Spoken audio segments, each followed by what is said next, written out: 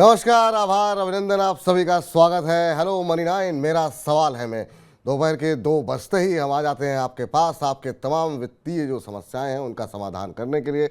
बुधवार का दिन है और बुधवार को हम बात करते हैं म्यूचुअल फंड की। जी हाँ, लंबी अवधि में किस तरीके से छोटी छोटी बचत के जरिए आप एक बड़ा पोर्टफोलियो बना सकते हैं, कैसे अपने बच्चों की पढ़ाई प्लानिंग करनी चाहिए, आपको रिटायरमेंट प्लान करना हो तो क्या करना चाहिए, इन तमाम विषयों से जुड़े हुए आपके जो प्रश्न रहते हैं उसी प्रश्नों के उत्तर हम तलाशते हैं। आपका भी इसी तरह का कोई सवाल है अपने म्यूचुअल फंड निवेश को लेकर के, आप आशंकित हैं, आपको लग रहा है कि मैंने पोर्टफोलियो सही बनाया है कि नहीं, अगर आपने अभी तक पोर्टफोलियो नहीं बनाया है तो कैसा पोर्टफोलियो आपका होना चाहिए, क्या लक्ष्य होने चाहिए, आपका इसी तरह का कोई भी सवाल हो म्यूचुअल फंड निवेश से जुड़ा हुआ तो पूछ लीजिए हमारे साथ और हमारे एक्सपर्ट आपके प्रश्नों के उत्तर देंगे। आपको करना सिर्फ इतना है, 93112187 ये हमारा व्हाट्सएप नंबर है जिसके ज़रिए आप हमसे जुड़ सकते हैं। अपना प्रश्न हमें भेजिए, सवाल विस्तार पूर्वक भेजिए। आपका क्या लक्ष्य है, किस लिए आप ये निवेश कर रहे हैं, बच्चे की पढ़ाई का लक्ष्य है, आपकी उम्र क्या है, क्योंकि उम्र के आधार पर हम आपको बताएंगे आपकी रिस्क लेने की क्षमता क्या है, रिटायरमेंट की प्लानिंग करनी है तो वहाँ पर किस तरह की सावधानियाँ आपको बरतनी चाहिए। तो थोड़ा डिटेल में अगर आप हमें सवाल भेजेंगे, अपना पोर्टफोलियो भेजेंगे तो फिर उतने ही विस्तार पूर्वक हम आपके प्रश्नों के उत्तर दे पाएंगे। चलिए सब रूबरू कराते हैं हमारे आज की खास मेहमान जिनके साथ आज हम अपने कार्यक्रम को आगे बढ़ाएंगे। हमारे साथ प्रवीण वाजपेयी जी जुड़ चुकी हैं। प्रवीण जी, बहुत बहुत शुक्रिया, आभार, अभिनंदन। और जब जब आप आती हैं हमारे दर्शक बहुत बेसब्री से इंतज़ार भी करते हैं आपका, और जिस तरीके से आप उनको फाइनेंशियली लिटरेट करती हैं और बताती हैं उनको अपनी प्लानिंग कैसे करनी चाहिए, वो काफ़ी अद्भुत रहता है। तो बहुत बहुत शुक्रिया आपका। Thank you Vipul ji, very kind of you. जी मैम, पहला प्रश्न तो आपसे यही रहेगा कि हमने अभी हाल फिलहाल में जो नंबर्स देखे हैं उसमें हमने देखा कि जो ETF हैं उनका प्रदर्शन जो है वो बेहतर रहा है बाकी जो एक्टिव फंड्स हैं उनके मुकाबले। तो क्या आपको लगता है, क्या बाज़ार की वॉलेटिलिटी इसके लिए जिम्मेदार है, या आपको लगता है फंड मैनेजर्स की तरफ से वो बाज़ार को समझ नहीं पा रहे हैं कि किस तरीके से निवेश किया जाए? इसके पीछे बड़ा कारण आप क्या मानती हैं, और क्या इस तरह की वोलेटाइल मार्केट में इंडेक्स फंड की, ETF की तरफ जो है जाना, जो है एक्सचेंज ट्रेडेड फंड जो होते हैं उनकी तरफ जाना, क्या ज़्यादा बेहतर विकल्प है? विपुल जी, रिपोर्ट्स कुछ निकल के आई हैं, बट मेरे ख्याल से मेरी इस पे 3-4 मैं पॉइंट्स डिस्कस करना चाहूंगी। सबसे जी पहला तो ये है कि हम जब हम कई बार ऐसे कंपैरिजंस करते हैं तो हम एक बहुत शॉर्ट पीरियड ऑफ टाइम को वहाँ कंसिडर करते हैं, और short period of time actually equities का दुश्मन है। सो आई थिंक डिसीजन मेकिंग आपकी कई बार गलत भी हो जाती है जब हम बहुत एक छोटा और बायोपिक टाइम पीरियड व्यू के हिसाब से चलते हैं। सेकेंडली विपुल जी, जो पैसिव इन्वेस्टिंग है उसके एडवांटेजेस मेरे ख्याल से बहुत सारे हैं, इमेंस हैं। और इंडिया में जो आई थिंक करंट मार्केट का स्ट्रक्चर है उसको देखते हुए कुछ सेगमेंट्स हैं, स्पेशली जो लार्ज कैप फंड्स का सेगमेंट हो गया, and even I think now increasingly mid caps में जो आउट परफॉर्मेंस का स्कोप है बाय एक्टिव फंड मैनेजर्स वो डेफिनेटली कम होगा, हो रहा है और आने वाले समय में कम होगा। बट जैसे हमने कुछ स्पेसेस देखे जैसे स्मॉल कैप्स हो गया, वहां डेफिनेटली अभी भी बहुत स्कोप है आउट परफॉर्मेंस के लिए एक्टिव फंड्स के द्वारा। उसके अलावा विपुल जी क्या होता है कि जो हमारे एक्टिव फंड्स होते हैं उनके कुछ रिस्ट्रिक्शंस होते हैं इन टर्म्स ऑफ कि आप सर्टेन परसेंटेज से ज्यादा एक स्टॉक पे नहीं डाल सकते, या आपके मैंडेट्स बहुत वेल डिफाइंड होते हैं। जबकि जो ईटीएफ्स हैं वो किसी एक बेसिक इंडेक्स को ट्रैक करते हैं, और इंडेक्स जो है वो हमें बड़े डिफरेंट टाइप का एक्सपोजर दे सकते हैं इन टर्म्स ऑफ स्टॉक्स की। जो स्टॉक्स बढ़ते चले जा रहे हैं उनमें एक मैंडेट से ज्यादा का परसेंटेज भी वहां रह सकता है। And I think fourthly is cost, जहां पे दोनों टाइप के फंड्स की परफॉर्मेंस काफी सिमिलर होती है, वहां पे कॉस्ट फैक्टर है जो ईटीएफ्स को एडवांटेज देता है। एंड फिफ्थली जो चीज थोड़ी सी एक्टिव फंड्स की तरफ मेरा झुकाव अगर रहेगा वो इसलिए है कि कई बार आपकी जो एक्टिव फंड मैनेजर्स हैं वो वैल्यू अप्रोच लेके किसी पोर्टफोलियो को क्रिएट कर सकते हैं जो हम इंडेक्स या फिर ईटीएफ्स में नहीं देखते। तो वहां पे कल को चल के शायद एक्टिव फंड्स बेटर करें। सो आई थिंक जो कोर स्ट्रक्चर है किसी इन्वेस्टर के पोर्टफोलियो का वो आई थिंक पैसिव से बनना चाहिए, चाहे आप ईटीएफ्स या इंडेक्स फंड से बना लीजिए, एंड आई थिंक उसको कॉम्प्लीमेंट हम एक्टिव फंड्स के साथ करें। ठीक, तो ये आपने काफ़ी अच्छा उत्तर दिया। इस बीच जरा अगले जो दर्शक, हमारे पहले दर्शक आज के कार्यक्रम के हैं, उनको अब कार्यक्रम में शामिल करते हैं। हमारे साथ जितेंद्र सिंह जी हैं, समस्तीपुर बिहार से जुड़े हैं। जितेंद्र जी नमस्कार। जितेंद्र जी सुन पा रहे हैं आप? चलिए, लगता है उनसे संपर्क हमारा टूट गया, लेकिन हम कोशिश करते हैं दोबारा उनसे बातचीत करने की। लेकिन इस बीच सवाल काफ़ी सारे हैं, तो हम चाहेंगे एक दो सवाल और डिस्कस करें यहाँ पर हम प्रवीण मैम के साथ। प्रवीण मैम, एक जो प्रश्न जो मन में आ रहा है वो आ रहा है एल&टी को लेकर के। जिस तरीके से अब ये एल&टी का एक फंड जो है वो बंद हुआ है, इसको लेकर के बहुत सारी चिंताएं लोगों के मन में आ रही हैं, और अब ये कहा गया है कि अब आगे चल के एचडीएफसी के साथ इसका मर्जर हो जाएगा। एक निवेशक के तौर पर अगर कोई फंड बंद होता है, किसी के साथ मर्जर होता है, तो क्या कुछ खामियाजा निवेशक को भुगतना पड़ता है? और फंड चुनते समय किन बातों का ध्यान रखना चाहिए? क्योंकि अगर आपकी एमसी बंद होती है तो निश्चित रूप से बहुत सारी चीज़ें निवेशक के मन में आशंकित कर देती हैं, उसको डर लगने लगता है। तो आप कैसे देख रही हैं इन तमाम चीज़ों को? विपुल जी, डेफिनेटली जो आपके एएमसी है उसकी क्रेडिबिलिटी आई थिंक तभी एक बहुत महत्वपूर्ण हिस्सा बन जाती है जब हम अपनी इन्वेस्टमेंट करते हैं। कई बार हम बहुत छोटे और नए फंड हाउसेस की तरफ भागते हैं कि बहुत सस्ते फंड्स ऑफर कर रहे हैं या कोई और रीजन, उनका शॉर्ट टर्म में परफॉर्मेंस बहुत अच्छा है। तो डेफिनेटली थोड़ा बहुत तो हैम्परिंग होती है, और आपके इन्वेस्टमेंट जो पूरा जर्नी है उसमें कहीं ना कहीं एक थोड़ा सा विघन आता है जब इस टाइप का कोई इवेंट निकल के आता है। जी। एल&टी का मैं स्पेसिफिक बोलूंगी कि एल&टी का आई थिंक हमने पीछे जब देखा कि एचएसबीसी के साथ हुआ है इनका टेक ओवर, एंड उससे पहले भी हमने इंडस्ट्री में बहुत सारे देखे हैं जहाँ पे दो फंड हाउसेस मर्ज हुए हैं या एक ने दूसरे को लिया। सुंदरम और प्रिंसिपल का हमने देखा, तो जाहिर है वहां पे कहीं ना कहीं थोड़ा एक डिसएडवांटेज हो जाता है, बिकॉज एक फंड हाउस की स्कीम को आप बंद कर रहे हैं, आप एक कैटेगरी के दो फंड्स को नहीं चला सकते। एंड इसीलिए I think screening of the fund house बहुत इंपॉर्टेंट है। हम हमेशा बोलते हैं कि अपनी इन्वेस्टमेंट जर्नी की शुरुआत आप थोड़े बड़े और क्रेडिबल फंड हाउसेस से करें। और मेरे ख्याल से इस टाइप की न्यूज के आते अगर आप अगर आपको कोई शंका होती है कि आपका जो एएमसी है या जो फंड हाउस है वहां पे थोड़ी सी भी ट्रबल है, तो एकदम चाहे एग्जिट आप कॉल मत लीजिए, बट आई थिंक हमेशा एडिशनल एलोकेशंस को फिर आप थोड़ा सा ध्यान से करिए, जी। बिकॉज ये चीजें कहीं ना कहीं डेफिनेटली इन्वेस्टमेंट जर्नी में थोड़ा सा एक वो लाती है ट्रबल। जी, चलिए अब जितेंद्र जी से बातचीत कर लेते हैं। लगता है दोबारा हमारे साथ जुड़ गए हैं। जितेंद्र जी, नमस्कार। जी, नमस्कार नमस्कार सर। कैसे हैं सर आप? जी सर, सर बहुत अच्छे हैं, थैंक यू सो मच। चलिए, आप ऐसे ही अच्छे रहिए और खूब मुस्कुराते रहिए। क्या करते हैं जितेंद्र जी आप? हम रिटायर्ड पर्सन हैं। हाँ, क्या है? Retired person, retired. अच्छा, रिटायर्ड पर्सन है। चलिए, अच्छा। बिहार में तो समस्तीपुर में तो भोजपुरी बोली जाती होगी मेरे ख्याल से। कौन सी भाषा? नहीं नहीं, मिथिला मिथिला मिथिला। मैथिली। चलिए, बहुत अच्छी बात, बहुत बढ़िया। क्या पूछना चाह रहे हैं सर? क्या प्रश्न है आपका? जी जी बता रहे हैं। जी, कुछ बताइए। डेट फंड का जी बेंचमार्क निफ्टी जी इंडेक्स रहता है, जी और कोई कोई डेट फंड का जी बेंचमार्क में क्रिसिल आईबीएक्स गिल्ड इंडेक्स लिखा रहता है, जी। तो दोनों में क्या अंतर है? अच्छा अच्छा, ये अच्छा इंटरेस्टिंग सवाल आपने पूछा है। अब ये मैम ये कह रहे हैं कि किसी में निफ्टी जीसेक के इंडेक्स लिखा रहता है, किसी में क्रिसिल फंड लिखा रहता है। इसके मायने क्या? आपने कुछ पैसे लगाए हैं क्या सर, या लगाने के पहले जानना चाह रहे हैं? नहीं नहीं, लगाते रहते हैं। जी जी लगाते रहते हैं, इसीलिए तो पूछ रहे हैं कौन सा श्रेष्ठकर होगा, कौन अच्छा होगा। अच्छा, लगाते रहते हैं, लेकिन आप ये जानना चाहते हैं कौन सा श्रेष्ठ रहेगा, ये जानना ये चाहते हैं प्रवीण मैम कि कौन सा इनमें बेहतर रहेगा, इसके मायने क्या हैं, इन दोनों में अंतर क्या है, ये अगर आप हमारे जितेंद्र जी को एक्सप्लेन कर सकें तो। जी, कोई भी जो पैसिव स्ट्रैटेजी रहती है जितेंद्र जी, उसमें क्या होता है कि हमारे पास एक बेंचमार्क होता है जिसको हम फॉलो करते हैं, और वो बेंचमार्क जो है उनको हम इंडेक्स बोलते हैं, और उन्हीं से हम अपने एक्टिव फंड्स को भी एक तरीके से देखिए तो कंपेयर करते हैं। हम ये बोलते हैं कि लार्ज कैप फंड ने निफ्टी को बीट किया या नहीं किया, तो निफ्टी भी एक हमारा बेंचमार्क इंडेक्स है बेसिकली। और यहाँ पे हमारे पास निफ्टी हो गया, क्रिसिल हो गए, ये नॉट ओनली निफ्टी के केस में देख लीजिए, ना ही ये स्टॉक एक्सचेंज है, पर ये एक इंडेक्स प्रोवाइडर भी है। ये अपने इंडेक्स निकालते हैं।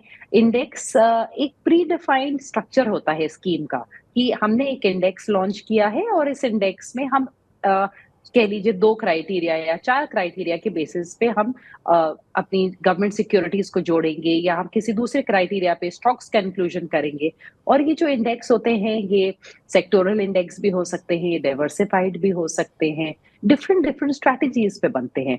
तो यहाँ पे जो आपका क्वेश्चन है, यहाँ पे हमारा जो निफ्टी है और क्रिसिल है, ये दोनों हमारे इंडेक्स के प्रोवाइडर्स हैं, दोनों बहुत ही बेहतरीन और क्रेडिबल नेम्स हैं इंडस्ट्री के।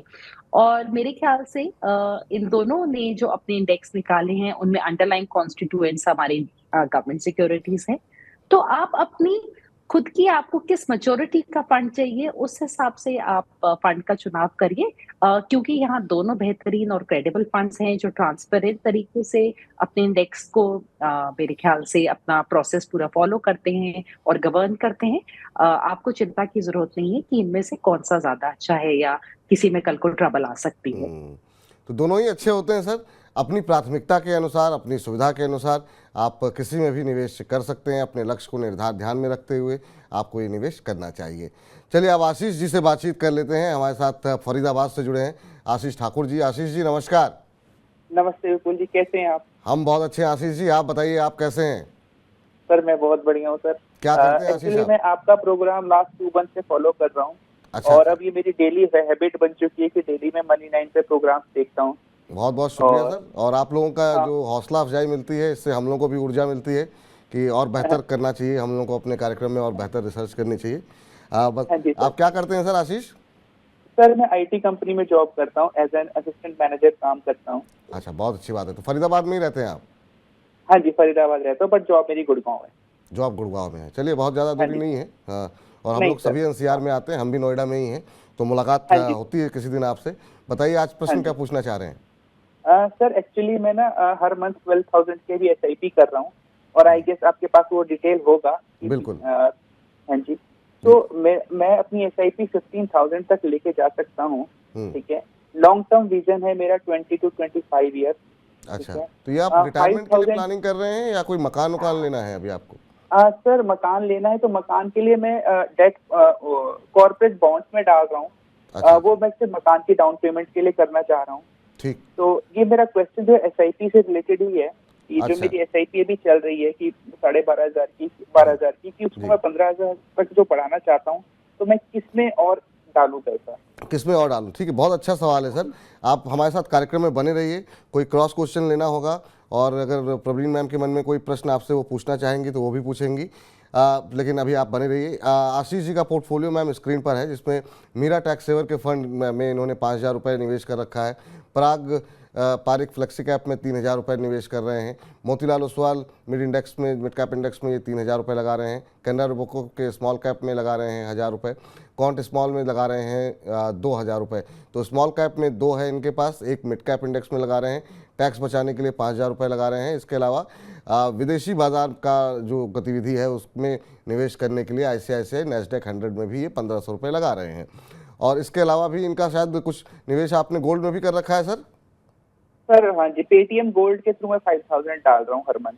अच्छा, पेटीएम गोल्ड के जरिए मैम ये 5,000 रुपये अलग से डाल रहे हैं, तो टोटल 12,500 रुपये ये निवेश कर रहे हैं। अपनी SIP को बढ़ा करके 15,000 तक करना चाह रहे हैं। जानना चाह रहे हैं कि 20 साल के हिसाब से क्या इनका पोर्टफोलियो सही है, और जो ये राशि बढ़ाना चाह रहे हैं वो कहाँ बढ़ानी चाहिए। आप ओवरऑल इनके पोर्टफोलियो को कैसे जज करेंगे? विपुल जी, पोर्टफोलियो ठीक लग रहा है जो मैंने देखा। अच्छा डाइवर्सिफाइड पोर्टफोलियो है, इंटरनेशनल एलोकेशन भी है। थोड़ा सा यहाँ पे आशीष जी को गौर देने की जरूरत है कि अब थोड़ी सी टैक्सेशन जो है वो इंटरनेशनल फंड्स की डिफरेंट हो गई है।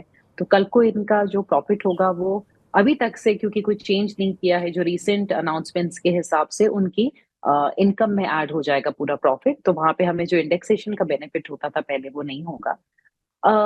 पराग पारिक फ्लेक्सी कैप से भी इनको बाहर का निवेश मिलता है थोड़ा, which is a good thing. और मेरा ये टैक्स सेवर है। ये दोनों लार्ज कैप ओरिएंटेड फंड्स हैं, तो इनके पास एक प्योर लार्ज कैप फंड नहीं है, तो उसकी एक तरीके से कमी पूरी हो रही है। मेरे ख्याल से मैं आशीष जी को सजेस्ट करूंगी कि मोतीलाल ओसवाल मिड कैप को वो चाहे तो एग्जिट कर लें, इसी को वो उनके मिड कैप 150 इंडेक्स में यूज कर सकते हैं, और उसी में अपना एलोकेशन बढ़ा सकते हैं, बेसिकली अपनी मिड कैप होल्डिंग्स का। तो ये जो इनका निवेश है उसमें आप कह रही मोतीलाल ओसवाल में निवेश कम करके कहाँ पे निवेश करना है मैम? थोड़ी सी आपकी आवाज़ कट गई थी। विपुल जी, मिड कैप 150 इंडेक्स, अच्छा, ओके। मिड कैप 150 इंडेक्स चाहे जो मोतीलाल का ही यूज कर लें। अच्छा, और जो 2,500 रुपये उन्हें बढ़ाने हैं वो वो उसी में बढ़ा उसी लें। में, ठीक है, उसमें बढ़ा लीजिए। जी। तो जितेंद्र जी, उम्मीद करते हैं कि आपको जो है आपके प्रश्न का उत्तर मिल गया होगा। संतुलित है आपका पोर्टफोलियो, एक छोटा सा बदलाव यहाँ पर किया गया है प्रवीण जी की तरफ से, उसको आप फॉलो करेंगे तो निश्चित रूप से एक अच्छा निवेश जो आप कर रहे हैं और अपने लक्ष्य को निश्चित रूप से आप बेहतर तरीके से आते हुए आपको लक्ष्य दिखाई देंगे।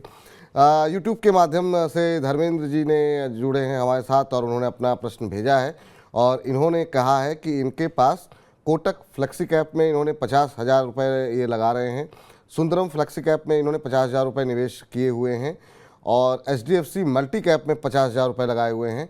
SBI बैलेंस एडवांटेज फंड में इन्होंने 50,000 रुपये लगाए हुए हैं और ये कह रहे हैं कि मैं 3 लाख रुपए और इन फंड्स में लगाना चाहता हूं और ये जानना चाहते हैं कि इसके तो ये निवेश जो 3 लाख रुपए लगाना चाह रहे हैं तो ये कहाँ लगा सकते हैं और अगले 7 से 8 साल का इनका नज़रिया है। इनकी उम्र 54 साल है, यानी मेरे ख्याल से शायद ये रिटायरमेंट के लिए अपनी प्लानिंग कर रहे हैं। तो ये इनका स्क्रीन पे आप देख रही हैं, यहाँ पे 50,000 रुपये कोटक फ्लेक्सी कैप में, सुंदरम फ्लेक्सी कैप में, HDFC मल्टी कैप में, SBI बैलेंस एडवांटेज में इन्होंने लगाया हुआ है और 3 लाख रुपये और लगाना चाहते हैं 6, 7, 8 साल के लिए। मेरे ख्याल से विपुल जी, अगर ये रिटायरमेंट के लिए ही अपना पोर्टफोलियो को क्रिएट कर रहे हैं तो अभी भी थोड़ा सा ज्यादा लार्ज कैप ओरिएंटेड है, तो चाहे उस चीज को मेंटेन रख सकते हैं और मेरे ख्याल से SBI के बैलेंस्ड एडवांटेज में अपनी इन्वेस्टमेंट को इंक्रीज कर सकते हैं। इसका मैं कारण बताती हूँ, क्योंकि मेरे ख्याल से एक तो ये फंड वैल्यू अप्रोच से थोड़ा चलता है, दूसरा कि कल को रिटायरमेंट के बाद मेरे ख्याल से SWP एक बहुत बेहतरीन तरीका होता है अपना कैश फ्लोज को मेंटेन करने का, और उस टाइम पे उनको इस फंड को एग्जिट करके एक दूसरी जगह इन्वेस्टमेंट करके कैश फ्लो को मैनेज करने की जरूरत नहीं होगी। इसी में अगर वो आज से अपना निवेश बढ़ाएंगे, इसी फंड को यूज कर सकते हैं अपने SWP के लिए, तो मेरे ख्याल से वो एक डिसेंट स्ट्रैटेजी रहेगी। और जहां तक इनके 2 फ्लेक्सी कैप्स है, मेरे ख्याल से मैं कोटक को यहाँ प्रेफरेंस दूंगी। सुंदरम क्या चाहे बंद करके थोड़ा एलोकेशन कुछ सालों के लिए एक मिड कैप फंड में डाल सकते हैं, जहां इनके फंड्स को थोड़ा सा बूस्ट मिलेगा। अगले दर्शक का सवाल ले मैम, उससे पहले एक चीज़ आपसे जानना चाहेंगे। अब अप्रैल आ चुका है, नए नियम जो है वो प्रभावित हो चुके हैं, जो बदलाव किया गया है डेट फंड को लेकर के। अब आपसे जानना चाहेंगे, अब क्या डेट फंड की महत्ता अभी भी बची हुई है तो किन लोगों को डेट फंड में निवेश करना चाहिए? टैक्स बेनिफिट का एक बड़ा लाभ जो था वो अब समाप्त हो चुका है। आखिरी के 3-4 दिनों में हमने देखा कि बहुत बड़ा निवेश वहाँ पर देखने को मिला 27 तारीख से लेकर के 31 मार्च के बीच में। अभी इसकी क्या इंपॉर्टेंस बची हुई आपको दिखाई दे रही है? क्या अभी इसकी कोई इंपॉर्टेंस है या नहीं है? लोग FD में ही लगा लें पैसे? काफी सारी इंपॉर्टेंस है विपुल जी। एक तो मेरे ख्याल से हम लोग पहले भी जो डेट फंड्स थे उनका यूज बहुत दूसरे फैक्टर्स के लिए भी करते थे, कि बहुत इजी एक्सेसिबिलिटी हो जाती है फंड की, आपने SIP कर ली, आपने STP के लिए उसको यूज कर लिया, उसके बाद जो भी हमारे यहाँ पे गेन्स हैं, जो भी हमारा मुनाफा होता है, अगर हमारा इक्विटी में कुछ लॉस हुआ, बिकॉज जब हम निवेशक होते हैं हम कुछ ना कुछ इक्विटीज में भी लगाते हैं और कई बार लॉस होता है, तो हम अपने इक्विटीज के अगेंस्ट अपने गेन को सेट ऑफ कर सकते हैं। वो हम अपने FD के पैसे को सेट ऑफ नहीं कर सकते। उसके अलावा मेरे ख्याल से यहाँ बॉन्ड्स जो हैं वो बहुत जल्दी आपकी जो इंटरेस्ट रेट्स की जिस तरीके से मूवमेंट होती है उसको रिफ्लेक्ट कर देते हैं। जैसे इस टाइम पे हम देखिए तो बहुत सारे डेट फंड्स अभी भी 8-8.5% के बीच में भी YTM ऑफर कर रहे हैं। ऑफ कोर्स वहां पे थोड़ा सा एक्सपेंस रेशियो रहता है, पर कम से कम निकालने का कोई एग्जिट लोड ज्यादातर डेट फंड्स में नहीं है। और अगर कल को चल के इंटरेस्ट रेट्स गिरते हैं तो मार्क टू मार्केट प्रॉफिट्स हो सकते हैं इन्वेस्टर्स को। तो मेरे ख्याल से ये बहुत सारे चीजें हैं। और इसके अलावा एक और बड़ी महत्वपूर्ण चीज है कि हम अगर अपना FD में निवेश करते हैं तो हमें हर साल उस पर टैक्स देना ही है, चाहे हमारा री इन्वेस्ट भी हो रहा होता है। यहाँ पे एक तरीके से हमारा टैक्स डेफर हो जाता है विपुल जी। सो टिल द टाइम हम अपना इन्वेस्टमेंट निकाल नहीं रहे हैं, हमारे पैसे इन्वेस्टेड हैं, हमारे ऊपर टैक्स नहीं आ रहा, तो मेरे ख्याल से एक वो भी बहुत बड़ा बेनिफिट है। सो इन सारी चीजों को देखते हुए मुझे लगता है कि एक बहुत ही लेवल प्लेइंग ग्राउंड आ गया है, जहाँ पे हम फंड्स को, टैक्सेशन को छोड़ के इन सारे एस्पेक्ट्स पे कंपेयर करें तो मेरे ख्याल से अभी भी डेट फंड्स बहुत तरीके से FD से डेफिनेटली बेटर प्रूव होंगे। जी। चलिए, इस बीच अपने दर्शकों को एक बार फिर से बता दें कि अगर वो हमसे जुड़ना चाह रहे हैं तो तरीका बहुत आसान है। अपने प्रश्न हमें आप भेजते रहिए 9311121874।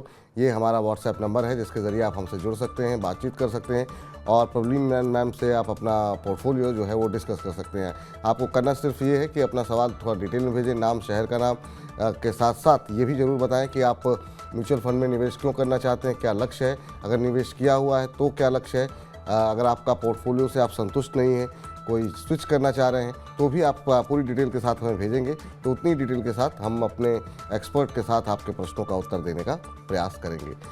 इस बीच हमारे एक दर्शक हैं यूट्यूब के माध्यम से, उन्होंने चुना है और ये रवि रतन माहेश्वरी जी हैं। अब ये जानना चाह रहे हैं कि कृपया CPSE ETF के बारे में बताइए।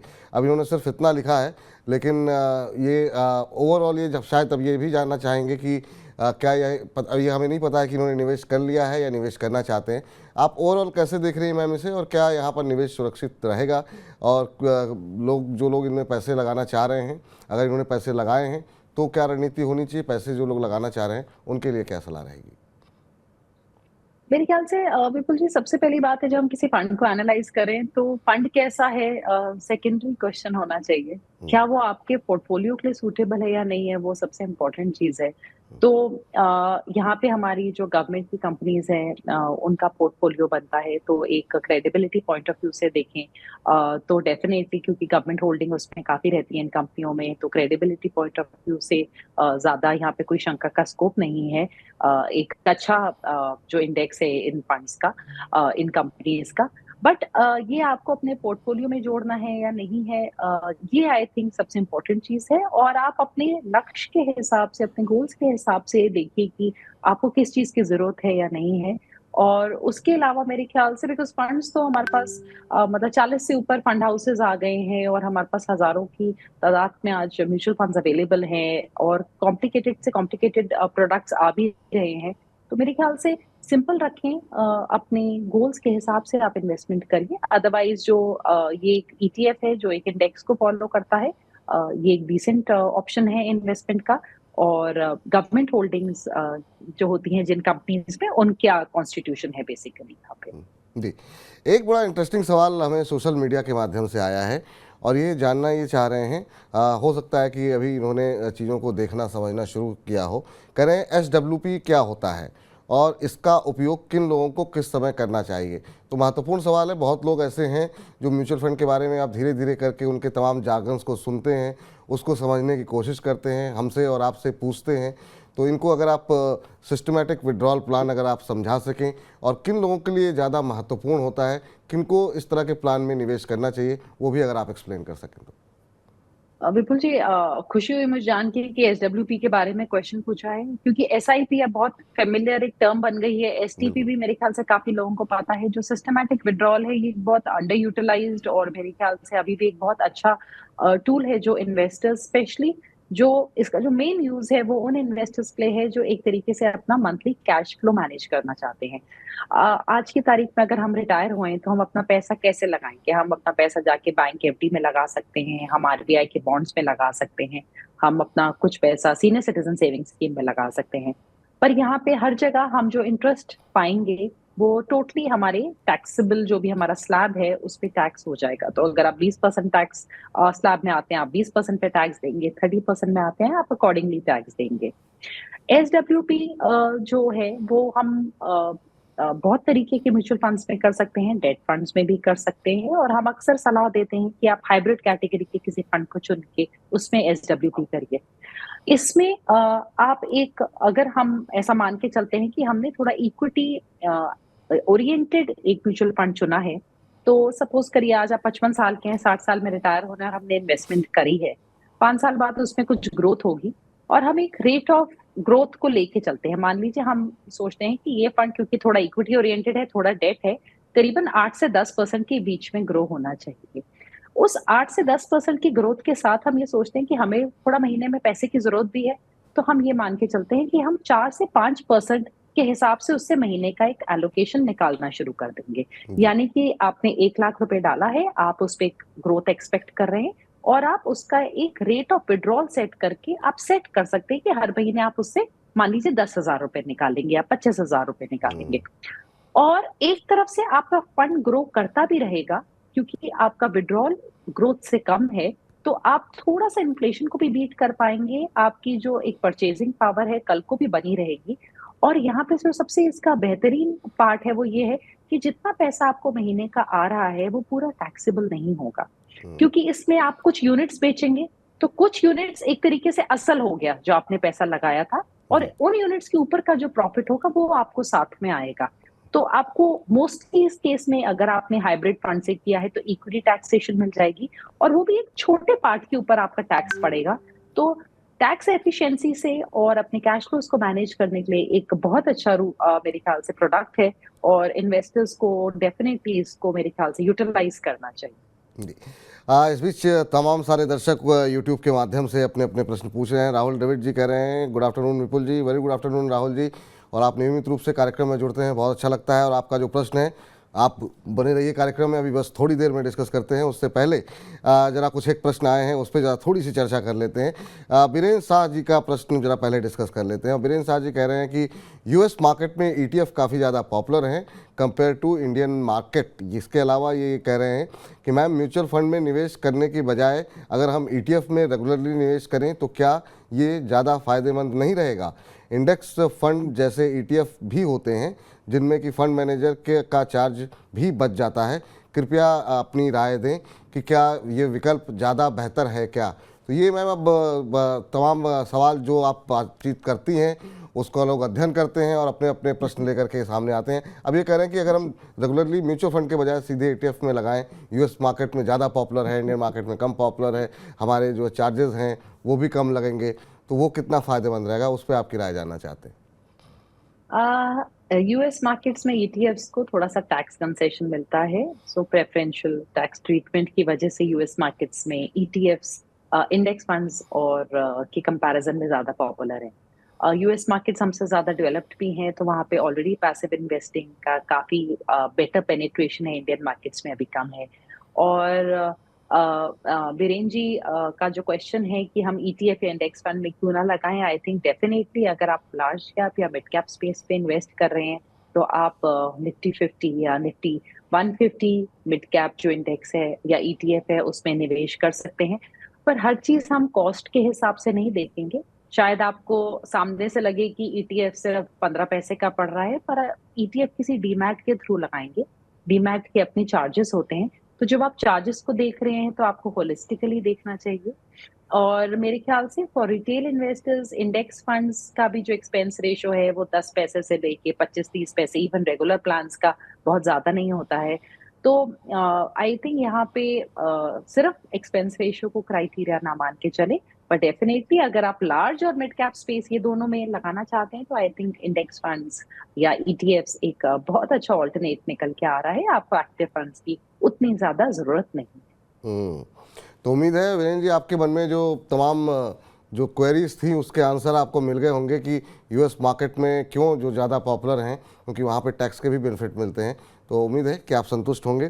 काफ़ी सारे प्रश्न आ रहे हैं। इस बीच धर्मेंद्र जी थोड़ी देर पहले आपने उनके प्रश्न का उत्तर दिया था। उन्होंने कहा था, उन्होंने लिखा हुआ है, धन्यवाद ma'am, thanks ma'am for your suggestions, लेकिन मुझे एक मिड कैप फंड का नाम जो है आप सजेस्ट कर दीजिए। तो आपने जो इनको मोतीलाल ओसवाल के फंड को रिप्लेस करने की बात कही थी, तो अगर आप उनको कोई मिड कैप फंड अच्छा सजेस्ट कर सकें करें तो कि वो बड़ी कृपा होगी अगर आप ये बता सकें तो। जी, मिड कैप का ही विपुल जी, वो मोतीलाल का ही मिड कैप 150 इंडेक्स फंड चुन लें। ठीक, तो मोतीलाल का ही सर 150 मिड कैप फंड जो है वो आपको सजेस्ट किया गया। तो इजी रहेगा विपुल जी, सेम फंड हाउस में कल को स्विच भी कर सकते हैं। जैसे इस पैसे को जब एक बार थोड़े टाइम बाद लिक्विड में डाल के उससे एसटीपी कर सकते हैं उस इंडेक्स फंड में। सेम फंड हाउस का ही मिड कैप 150 ले लें इंडेक्स फंड। तो ठीक है धर्मेंद्र जी, अभी आपको उम्मीद करते हैं कि उत्तर जो है वो मिल गया होगा। इस बीच बीरेंद्र शाह जी कह रहे हैं, धन्यवाद मैम, धन्यवाद सर आपका प्रश्न पूछने के लिए, कार्यक्रम में जुड़ने के लिए। तो बहुत सारे लोग आपको धन्यवाद कर रहे हैं मैम, जो प्रश्नों के उत्तर जिनको मिल रहे हैं। इस बीच राहुल द्रविड़ जी का प्रश्न ले लेते हैं। अब राहुल जी ने कहा है कि मुझे 2-3 highly risky mutual fund suggest कीजिए, सेक्टोरल या फिर थेमेटिक में आप सजेस्ट कर सकती हैं। 18 से 20 साल का इनका नज़रिया है, लेकिन इन्होंने जो पहली लाइन बोली कि 2 से 3 हाईली रिस्की म्यूचुअल फंड आप के म्यूचुअल फंड रिकमेंडेशन चाहते हैं, ये जहाँ पर सबसे ज़्यादा रिस्क हो। तो ऐसे सवाल कम आते हैं। हाँ, बिल्कुल बिल्कुल बिल्कुल जी, रिस्क बिल्कुल उठा लें, बट तो भी मेरे ख्याल से अपने लंबे समय के लिए लगाना चाहते हैं तो ठीक है। सेक्टोरल फंड्स के साथ साथ मेरे ख्याल से स्मॉल कैप सेगमेंट को देख सकते हैं। स्मॉल कैप्स में मेरे ख्याल से आउट परफॉर्मेंस का अभी स्कोप है काफी, और एक या दो स्मॉल कैप फंड्स उठा सकते हैं अच्छे किसी क्रेडिबल फंड हाउसेस के। उसके साथ-साथ मेरे ख्याल से क्योंकि जो थीमैटिक फंड्स होते हैं वो कभी कोई थीम आती है, फिर उसका वो नहीं रहता है, थोड़े साल स्लगिश हो जाती है। तो ऐसा नहीं है कि थीमैटिक फंड्स हमेशा लगातार अच्छा ही करें, इवन स्मॉल कैप फंड्स हम देखते हैं लंपी होते हैं। तो मेरे ख्याल से एक ऐसा थीमैटिक फंड उठा सकते हैं जहाँ पे अंडर परफॉर्मिंग सेक्टर्स को वो फंड खुद उठा ले। तो यहाँ पे मैं बोलूँगी कि आईसीआईसीआई का इंडिया अपॉर्च्युनिटीज़ टाइप का कोई फंड देख सकते हैं, which is a thematic fund. और कुछ और थीम्स हैं जैसे आईटी हो गई, कंजम्पशन हो गई, आई थिंक ये भी अच्छी हैं। सो डेफिनिटली एलोकेशन दिया जा सकता है, but I think small cap can be a good space. और उसके साथ मेरे ख्याल से मिड कैप को जोड़ेंगे तो भी उनको अच्छे रिटर्न्स की उम्मीद रखनी चाहिए। एक simple mid cap index fund को उठा लें, और over a period of time I think वो निराश नहीं होंगे इवन मिड कैप को जोड़ने से। चाहे उसका रिस्क स्लाइटली लेसर होता है from small caps, but I think it will be a good edition. जी।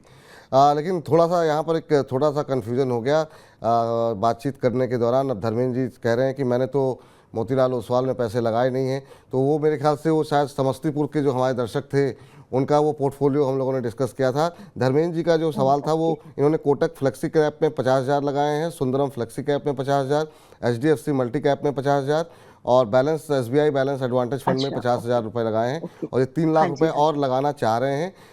54 साल की इनकी एज है, और ये कह रहे हैं कि मोतीलाल ओसवाल में मैंने निवेश ही नहीं किया। लेकिन मैम अगर इन्होंने निवेश नहीं किया तो भी क्या ये मोतीलाल ओसवाल में के मिड कैप फंड में पैसे लगा सकते हैं, 150 मिड कैप में जो आपने सजेस्ट किया है?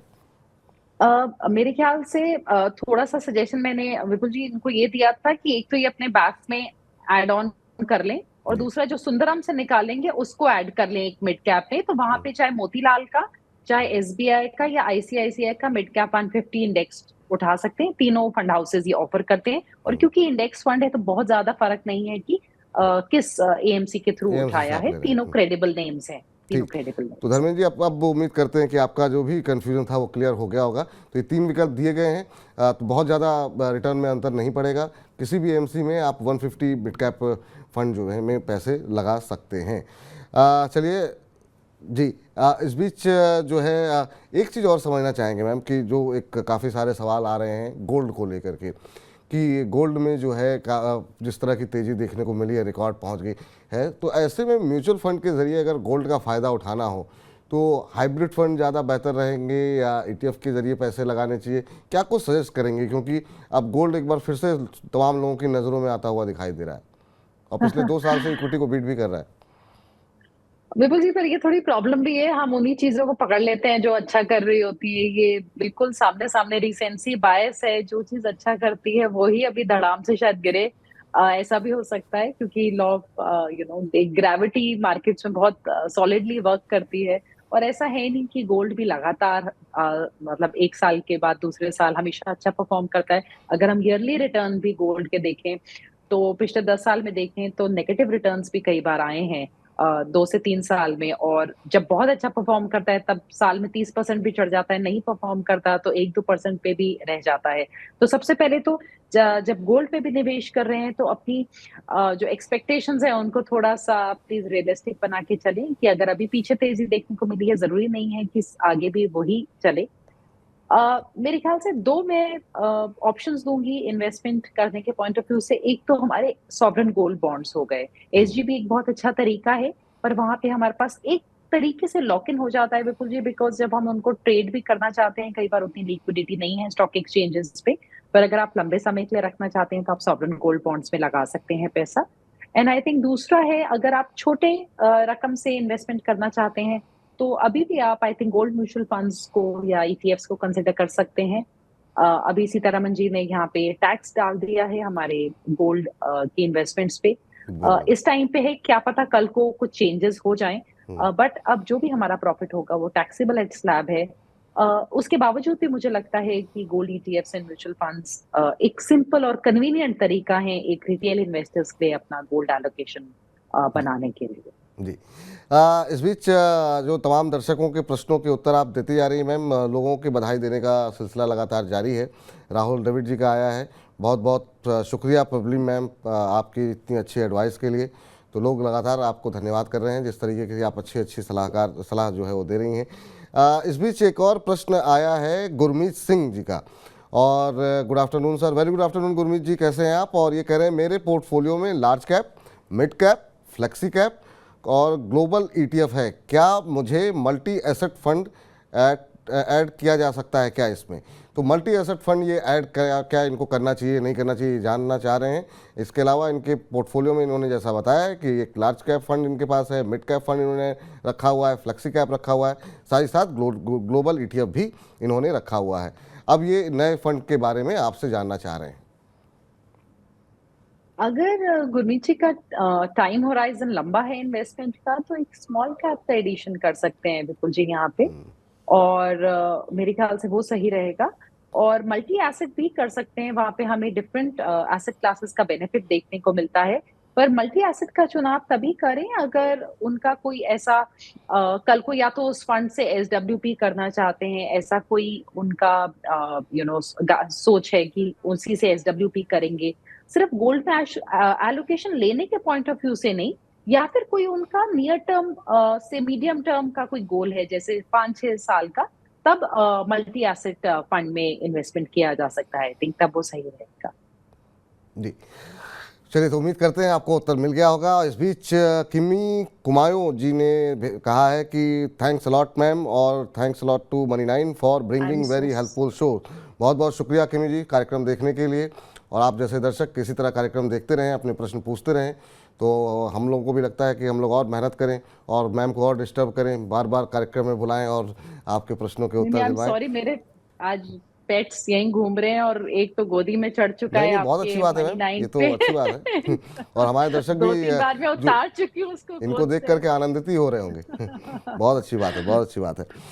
इस बीच जो है वीरेंद्र शाह जी ने अपने सवाल में थोड़ा सा कुछ एक और एड ऑन प्रश्न पूछने की प्रयास किया है उन्होंने। तो वो कह रहे हैं कि सर मैंने 10 लाख की एफडी 9.15% पे 5 साल के लिए रखी है, और इन्होंने कहा कि इससे मैं म्यूचुअल फंड में एसआईपी कर रहा हूं और थोड़ा डिविडेंड स्टॉक मार्केट की क्वांटिटी बिल्डअप कर रहा हूं, क्या ये स्ट्रेटजी सही रहेगी? इससे मेरा कैपिटल भी बच जाएगा और एसआईपी और स्टॉक में भी निवेश हो जाता है 5 साल के लिए, कृपया राय दें। तो ये इन्होंने एक एफडी करा रखी है, 5 साल के लिए इन्होंने करा रखी है। 9.15% पे इनको रिटर्न मिल रहा है। 10 लाख रुपए इन्होंने लगा रखे हैं। यहाँ से इनको जो इनिशियल अमाउंट के ऊपर जो भी इंटरेस्ट या डिविडेंड से जो पैसे मिलते हैं वो ये स्टॉक मार्केट में भी लगाते हैं, उससे इनकी एसआईपी चल रही है। तो क्या ये कह रहे हैं कि इससे मेरा निवेश भी सुरक्षित है जो मैंने लगाया हुआ था, प्लस जो बाकी जगहों पे जो रिस्क यहाँ पर ये ले सकते हैं वो रिस्क भी स्टॉक मार्केट और एसआईपी के जरिए ले रहे हैं। तो क्या ये स्ट्रेटजी सही है? विपुल जी, मेरे ख्याल से स्ट्रैटेजी सही गलत से ज्यादा ये है कि इन्वेस्टर का एक अपना कंफर्ट और एक उनकी, मैं मुझे लगता है, सूटेबिलिटी बहुत ज्यादा जरूरी होती है। और जो अभी आपने स्ट्रैटेजी बताई है, ये और भी मैं लोगों को जानती हूँ जो ये करना प्रेफर करते हैं। उनको ऐसा लगता है कि हमने एक बड़ी रकम एफडी में लगा दी और जो भी हमें इंटरेस्ट मिल रहा है वो उस इंटरेस्ट से रिस्क लेना चाहते हैं और उस इंटरेस्ट को इन्वेस्ट करना चाहते हैं, चाहे म्यूचुअल फंड्स में या स्टॉक्स में। तो एक तरीके से देखें तो कोई हार्म नहीं है बिल्कुल भी, बट ज्यादा जरूरी ये है कि क्या ऐसा करने से इनके अपने गोल्स पूरे हो जाएंगे, क्या ये सफिशिएंट इन्वेस्टमेंट कर रहे हैं। जो इक्विटीज हैं वो हमें शॉर्ट टर्म की वॉलेटिलिटी देती हैं और थोड़ा दिल भी बैठ जाता है जब मार्केट बैठती हैं।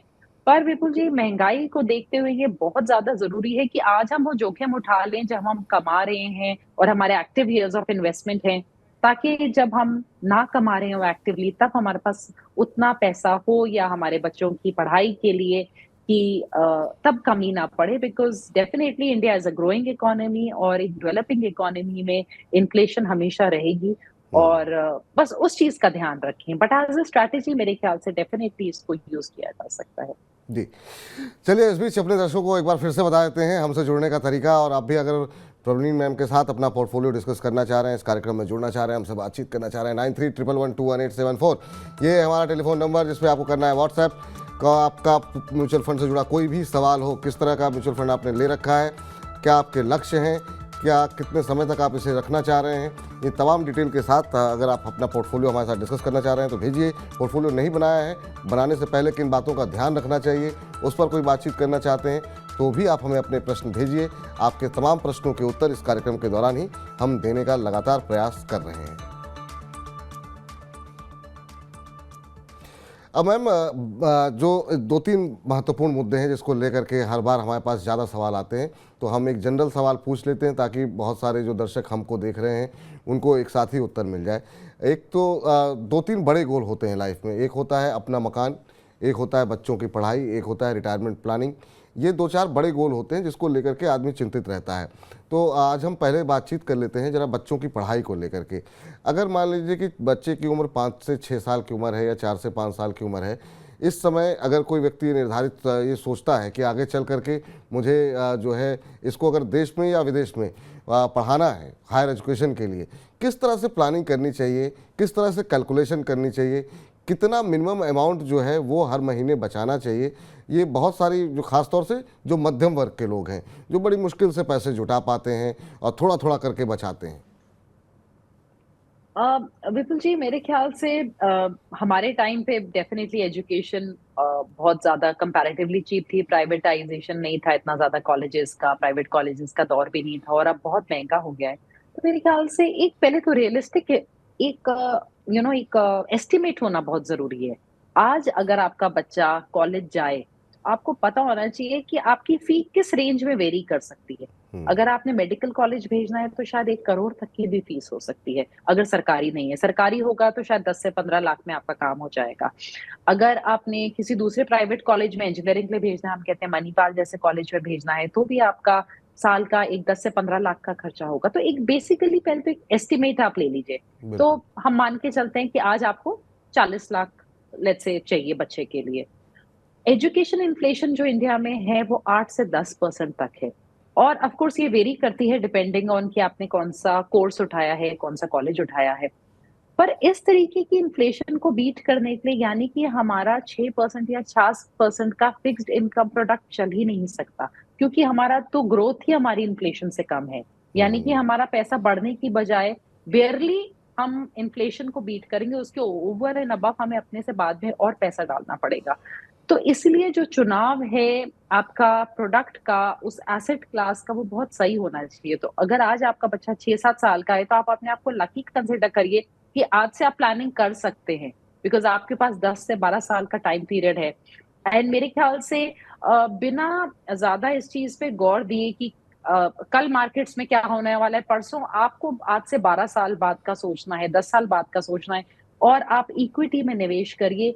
कुछ नहीं समझ में आता, आप सिर्फ निफ्टी 50 इंडेक्स फंड को ही उठा लीजिए और उसमें एक एसआईपी कर लीजिए। वही एक तरीका है कि आप इस एजुकेशन इन्फ्लेशन को बीट कर पाएंगे और अपने बच्चों को जो डेजिग्नेटेड आपने सोचा है उन कॉलेजेस में आराम से भेज पाएंगे उस टाइम पे, बिना लोन या बिना ज्यादा ट्रबल के। और एक बार आपके पास जो अमाउंट एक आ गया है कि इन्फ्लेशन से वो कितना बन सकता है, फिर विपुल जी एक रिवर्स कैलकुलेशन करके उनको एक अपनी महीने की कॉन्ट्रीब्यूशन को कैलकुलेट करना पड़ेगा कि आज उनको 20,000 की एसआईपी की जरूरत है या 10 या 15 या 25। सो दैट विल डिपेंड कि कौन सा जो हम फी स्ट्रक्चर लेके चल रहे हैं आज के टाइम पे। जी, तो ये सबके लिए बहुत ज़्यादा महत्वपूर्ण है कि आप मतलब पहले तो ये तय कीजिए कि बच्चा करना क्या चाह रहा है, उसके बाद से अभी की फ़ीस क्या है और आप किस तरह की फ़ीस जो है अभी जहाँ पढ़ाना चाह रहे हैं वहाँ पर फ़ीस क्या है, उसके बाद इन्फ्लेशन कैलकुलेट कीजिए। उसके बाद जो है किसी एक्सपर्ट के साथ बैठकर, जैसे प्रवीण मैम जैसे लोगों के साथ बैठ करके ये निर्णय कीजिए कि हर महीने कितने पैसे लगाने हैं और कहाँ लगाने हैं। इस बीच जो है तमाम प्रश्न आ रहे हैं, लेकिन आज चूँकि प्रवीण मैम ने को कहीं जाना है और उनकी कोई शायद मीटिंग वगैरह है, तो मैं नहीं चाहूँगा कि कार्यक्रम को आगे खींचा जाए, लेकिन जिन दर्शकों के सवाल हम कार्यक्रम में नहीं ले पाए हैं तो ये वादा है कि सारे प्रश्नों को नोट कर लिया है हमारी टीम ने और अगले हफ्ते बुधवार को निश्चित रूप से आपके सभी प्रश्नों के उत्तर देंगे। और अगर प्रवीण मैम आती हैं तो उनसे कहेंगे कि थोड़ा सा ज़्यादा समय वो हमारे दर्शकों को दे पाएँ। मैम बहुत बहुत शुक्रिया, बहुत बहुत धन्यवाद आज के इस कार्यक्रम में जुड़ने के लिए, अपना महत्वपूर्ण समय देने के लिए और इतनी अच्छी अच्छी बातें बताने के लिए। तो फिलहाल हेलो मनी 9 मेरा सवाल है को यहीं पर समेटते हैं, लेकिन लगातार हर रोज़ हम दोपहर 2 बजे आपके साथ जुड़ते हैं। आप अपने प्रश्न किसी भी चीज़ के बारे में हो, कोई भी वित्तीय समस्या हो, आप भेजते रहिए। कल हम पर्सनल फाइनेंस के बारे में बात करेंगे, परसों शेयर बाजार के बारे में बात करेंगे। तो आपकी जेब से जुड़ी कोई भी समस्या का समाधान मनी 9 लगातार कर रहा है। आप मनी 9 के साथ बने रहिए और देखते रहिए हेलो मनी 9। और फिलहाल के लिए इजाज़त दीजिए, नमस्कार।